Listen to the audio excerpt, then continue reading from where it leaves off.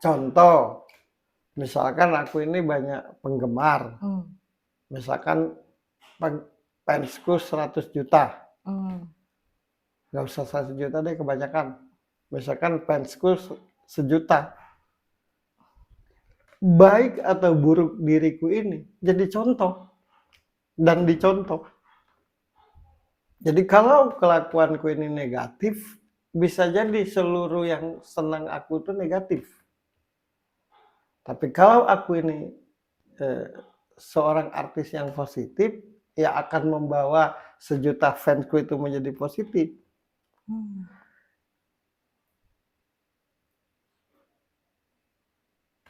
Seorang artis itu menjadi contoh dalam hal semangat. Seorang artis itu harusnya menjadi contoh dalam hal ketegaran. Seorang artis itu seharusnya menjadi contoh dalam hal kedewasaan.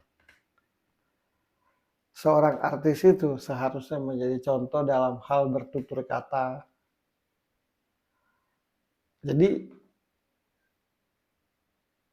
keahlian yang bikin dia terkenal, tapi ucap dan tingkah lakunya yang akan mempengaruhi banyak orang. Jadi kalau ucap dan tingkah lakunya itu negatif atau buruk, bisa jadi semua fansnya akan jadi buruk. Karena patokannya begini, idola aku aja kurang ajar, ya wajar dong kalau aku fansnya kurang ajar, kan gitu. Idola aku aja suka mabok, ya wajar dong aku sebagai fan yang mabok. Idola aku aja nggak tahu diri, wajar dong aku nggak tahu diri. Dan hal yang paling mempengaruhi kehidupan umat manusia ini adalah seorang idola.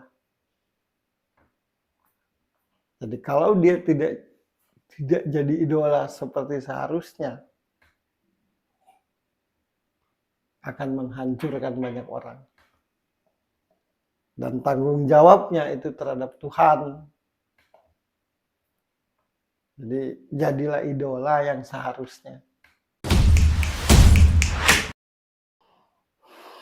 Seorang idola itu tidak boleh berkeluh kesah di halayak ramai. Boleh berkeluh kesah dengan orang yang terdekat aja. Dan jangan sampai orang tahu. Seorang artis itu tidak boleh patah hati mempertunjukkan patah hatinya ke banyak orang. Tapi boleh mempertunjukkan patah hatinya ke orang terdekatnya. Dan jangan sampai orang tahu. Seorang artis itu tidak boleh memperlihatkan dia ribut dengan siapapun. Kalaupun harus diberitahu dia ribut dengan siapapun, harus dengan orang terdekatnya. Dan jangan sampai orang tahu. Jadi di samping menghibur dengan keahliannya, tanggung jawab seorang artis itu bertanggung jawab juga tentang dengan attitude-nya.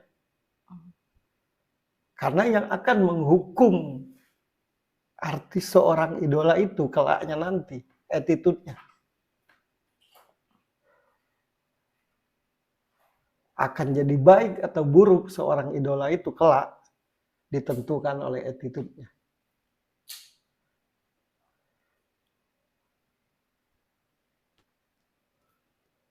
Seorang artis itu boleh menangis, boleh berasa hancur hatinya ketika bercerai, ketika putus dengan pasangannya. Tapi tidak boleh dipertontonkan ke banyak orang. Tapi boleh diceritakan atau dipertontonkan dengan orang terdekatnya. Dan jangan sampai orang tahu. Karena itu akan menjadi pengaruh buat yang menyukainya. Karena orang yang tidak tahu tentang diri artis itu, selalu dianggap artis itu sempurna. Misal, artis si A dengan si B bercerai. Orang yang melihat dia bingung. cantik iya, ganteng iya, berduit iya, terkenal iya, tapi tetap bercerai. Akhirnya orang yang nggak ngerti takut akan pernikahan. Karena yang terkenal aja, yang berduit aja bercerai.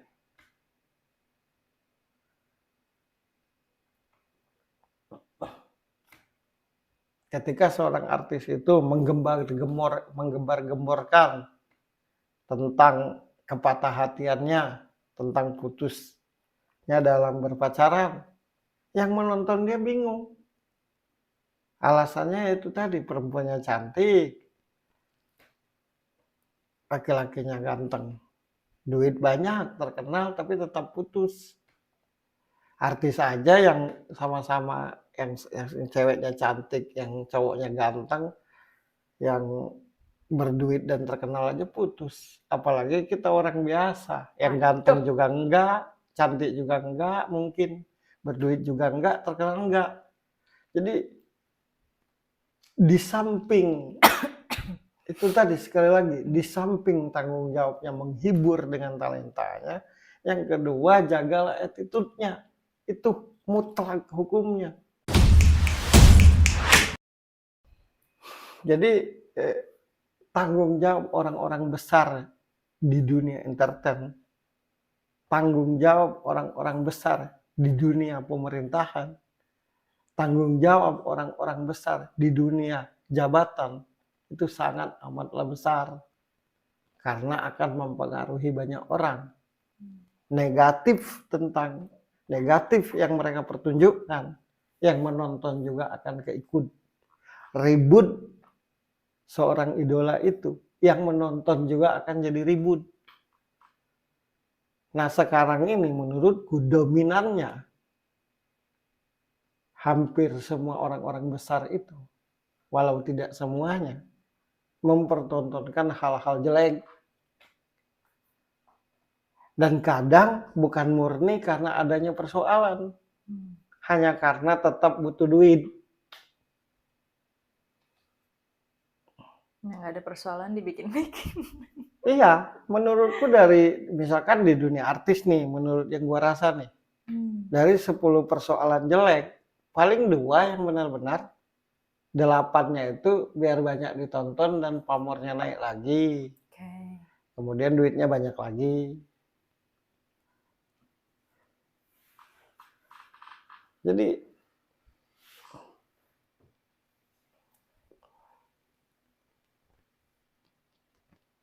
orang biasa aja norak jelek, apalagi sang idola, masa norak.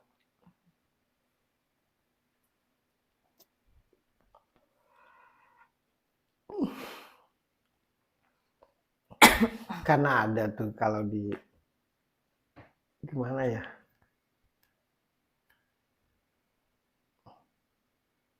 cuma ada pula sih misalkan program curhatan artis kan gitu ya. Iya.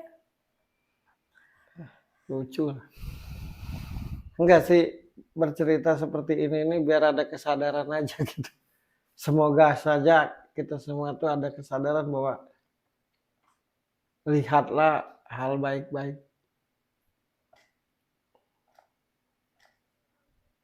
Gitu.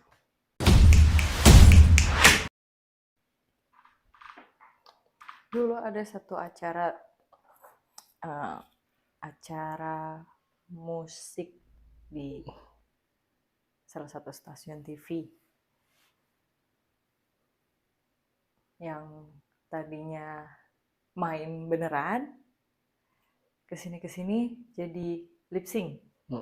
Ada tuh acara musik kan, yang tadinya wow keren, sampai sekarang ya kok gitu. Nah sekarang ingat acara musik, nggak apa-apa deh lip sync, tapi masih nunjukin nyanyinya, nggak curhat-curhatan.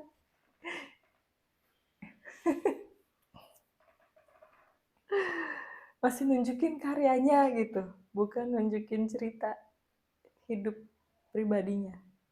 Ya karena kalau tidak menjual masalah pribadi itu nggak laku. Dan tujuan menceritakan itu bukan untuk begini loh perjuanganku sampai detik ini gitu. Bukan hal yang mudah. Menceritakan kepedihan untuk menyemangati gitu. Kalau dari nol bisa sampai sekarang gitu adalah hal yang mungkin kalau berusaha gitu. Ini enggak. Curhat aja udah. Meluapkan isi hati.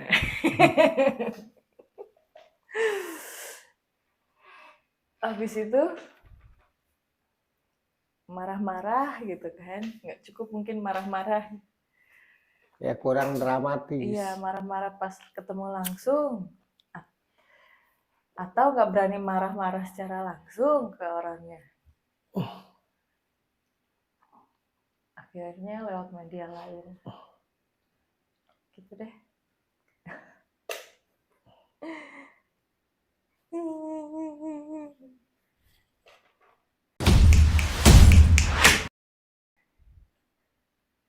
Segala hal yang dipertontonkan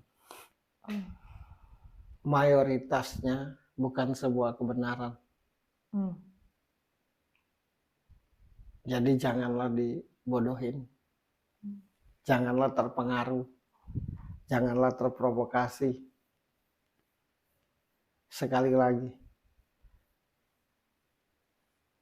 hampir semua hal yang dipertontonkan itu bukanlah sebuah kebenaran adanya. Mayoritas hanya gimmick dan rekayasa. Jadi jangan pernah dibodohin oleh hal-hal seperti itu.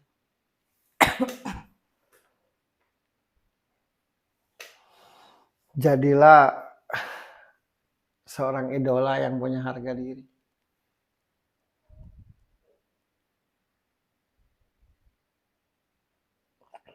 Dan jangan pernah jadi idola kalau pada akhirnya kehidupan itu terasa sempit. Karena detik itu juga jadi idola. Detik itu juga tidak bisa lagi mempraktekkan kehidupan seperti orang biasa. Namanya juga idola. Aku tidak peduli tentang apapun tindak tanduk artis. Itu tanggung jawab mereka terhadap Tuhan terutama. Tapi tujuan aku berbicara ini, biar yang nonton tuh menyadari bahwa segala hal yang dipertontonkan itu, hampir semua hal yang dipertontonkan, itu bukanlah sebuah kebenaran. Itu hanyalah mayoritasnya gimmick dan rekayasa. Siarkanlah yang bernilai. Pertunjukkanlah yang bernilai untuk seorang artis. Dan tontonlah yang bernilai. Jadi yang menyiarkan, siarkanlah yang bernilai.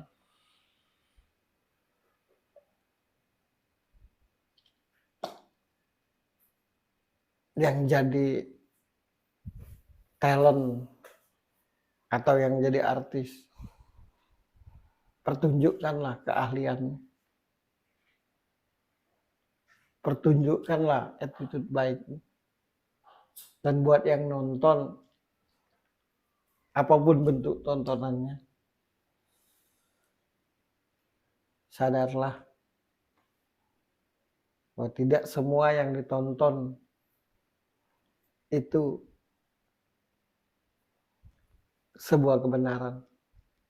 Sekali lagi, mayoritasnya hanya karena mayoritasnya rekayasa dan gimmick belaka.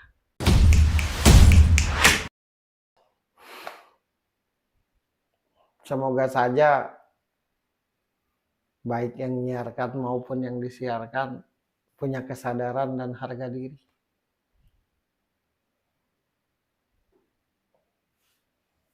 Biar ada rasa malu. Kayak sih cita-cita setiap orang. Punya harta, cita-cita setiap orang. ingin terkenal, diakui atau tidak, cita-cita semua orang. Tapi raihlah dengan punya harga diri.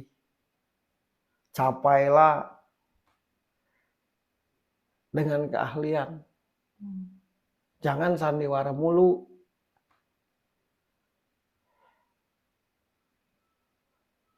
Duit atau kekayaan atau harta yang didapat karena kebohongan lambat laun akan menghancurkan diri sendiri. Tidak hari ini, mungkin besok. Tidak besok, mungkin minggu depan. Tidak minggu depan, bulan depan. Tidak bulan depan, mungkin tahun depan. Intinya, dari sejak kita bangun tidur sampai kita tidur lagi, disaksikan oleh Tuhan. Dan semuanya diminta pertanggungjawaban. Bukan tidak boleh terkenal. Bukan tidak boleh kaya. Bukan tidak boleh jadi seorang artis. Bukan tidak boleh jadi seorang idola. Bukan tidak boleh jadi orang besar. Semuanya boleh. Tapi capailah dengan harga diri. Capailah dengan perjuangan. Capailah dengan talenta. Capailah dengan kedisiplinan. Capailah dengan profesional. Capailah dengan tanggung jawab. Biar berwibawa. Kalau ada seorang artis dicengin, dicaci maki, direndahkan, itu tandanya artis itu sudah tidak punya wibawa. Itu tandanya artis itu sudah tidak punya karisma. Dan kenapa itu terjadi? Karena tingkah lakunya, karena tingkah laku diri sendiri yang tidak memberi contoh, yang tidak menampilkan hal-hal positif,